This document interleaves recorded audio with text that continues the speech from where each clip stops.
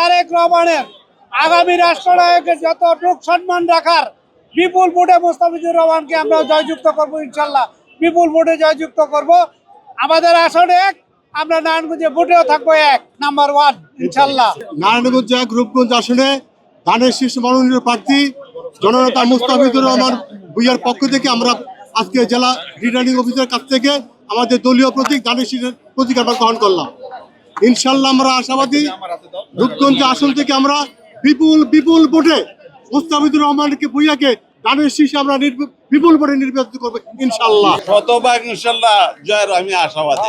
সেই কারণে আমি আগেও বলছি, একটু আগে শুনছেন যে আমার যে অতিথি যে আমি এমপি ছিলাম, প্রতিমন্ত্রী ছিলাম, সেখানে ব্যাপক উন্নয়ন করছি। রাস্তাঘাট, স্কুল, কলেজ, 32টা প্রাইমারি স্কুল করছি, কলেজ করছি, অনেক স্কুল করে দিচ্ছি ইনশাল্লাহ। এই কারণে হব কারণ সিটটা যাতে আমরা রক্ষা করতে পারি। আমি বিএনপির বাইরে হলো এই বিএনপিরই আবার উপহার দেবো এই সিটটা আল্লাহর রহমতে। হ্যাঁ, চ্যালেঞ্জিং তো বটেই।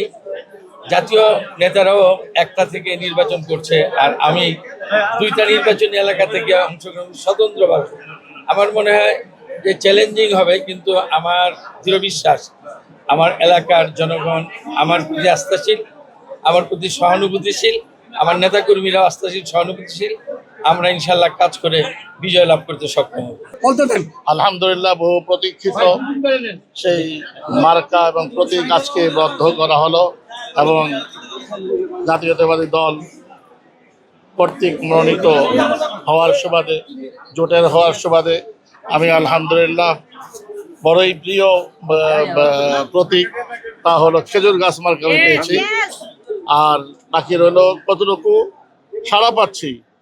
আমি তো বলবো যে এবার যে সাড়া পেলাম, স্বাধীনতার পরে কেউ এই ধরনের জোটের প্রার্থী হয়ে এই ধরনের সাড়া পেয়েছে বলে আমার মনে হয় না।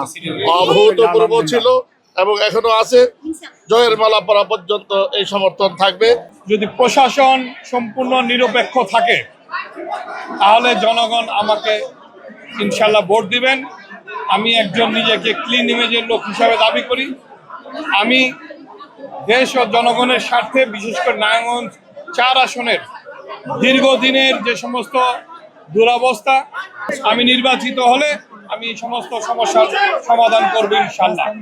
আমি মনে করি নারায়ণগঞ্জ 4 জনগণের কাছে আমি প্রত্যাশা করি, তাদের সহযোগিতা কামনা করি। দয়া করে আমাকে একটিবারের জন্য আপনি ভোট দিয়ে নির্বাচিত করেন। আপনাদের সবাইকে সাথে নিয়ে ইনশাল্লাহ এই এলাকার উন্নয়ন সাধন করব। আমরা দেশকে ভালোবাসি, আমি আমার নারায়ণগঞ্জকে ভালোবাসি, আমরা মুখ দিয়ে না অন্তর দিয়ে ভালোবাসি। আমরা দেশটা সকলকে নিয়ে করতে চাই। আমাদেরকে একটাবার সুযোগ দিয়ে দেখুন, ইনশাআল্লাহ আমরা দেশের একটি টাকাকে আমানত মনে করি এবং আমানতকে রক্ষা করব। প্রত্যেকটি মানুষের অধিকার রক্ষার জন্য আমরা সর্বোচ্চ লড়াই করব ইনশাআল্লাহ। এই সরকারি তুলনা কলেজ সহ বিভিন্ন স্কুলগুলোতে, কলেজগুলোতে নিয়মিত ক্লাস হচ্ছে না।